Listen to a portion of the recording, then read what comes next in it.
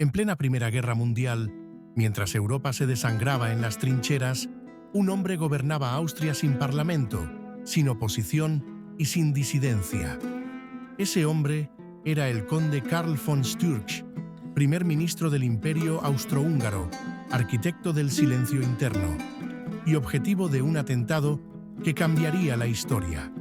Esta es la historia del hombre que creyó que el poder absoluto lo haría invulnerable, y del día en que una bala interrumpió su almuerzo y su régimen. Nacido en 1859, Karl von Sturch era un aristócrata clásico, conservador, imperial, obediente al Kaiser Francisco José y convencido de que el pueblo no debía tener demasiada voz en el gobierno.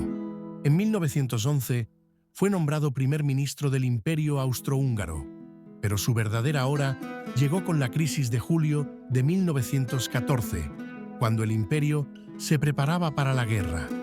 En marzo de 1914, meses antes de Sarajevo, Sturch cerró el Reichsrat, parlamento austríaco.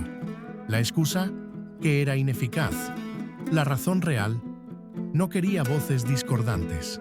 Desde entonces, gobernó por decreto, sin votaciones, sin debates, sin oposición. El Imperio Austrohúngaro tenía parlamento, pero estaba cerrado por tiempo indefinido. Y luego, tras el asesinato del archiduque Francisco Fernando, empezó la guerra, y el autoritarismo se profundizó aún más.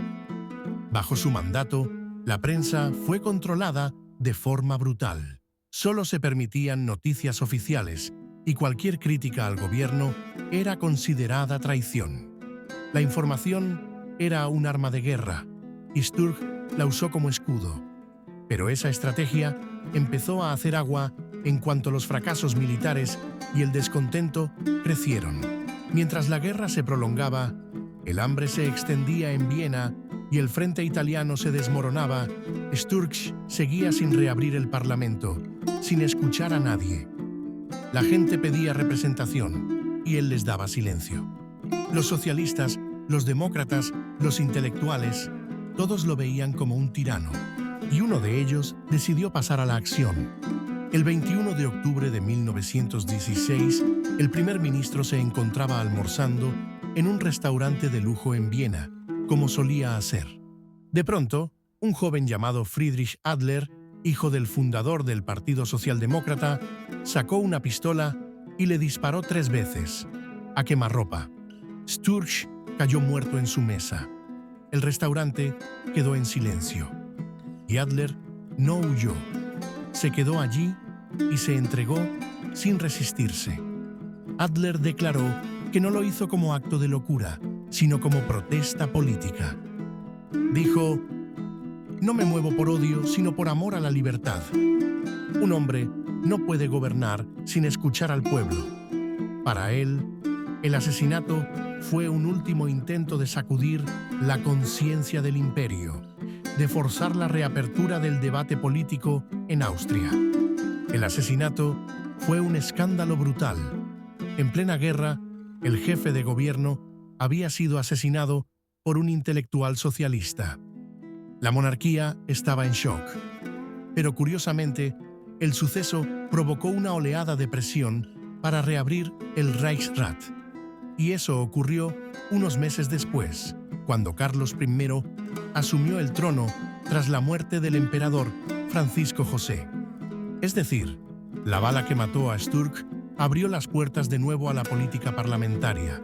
Adler fue condenado a muerte, pero poco después, su pena fue conmutada por cadena perpetua.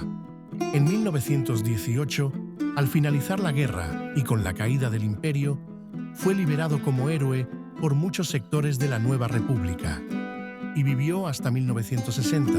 Nunca se arrepintió del asesinato.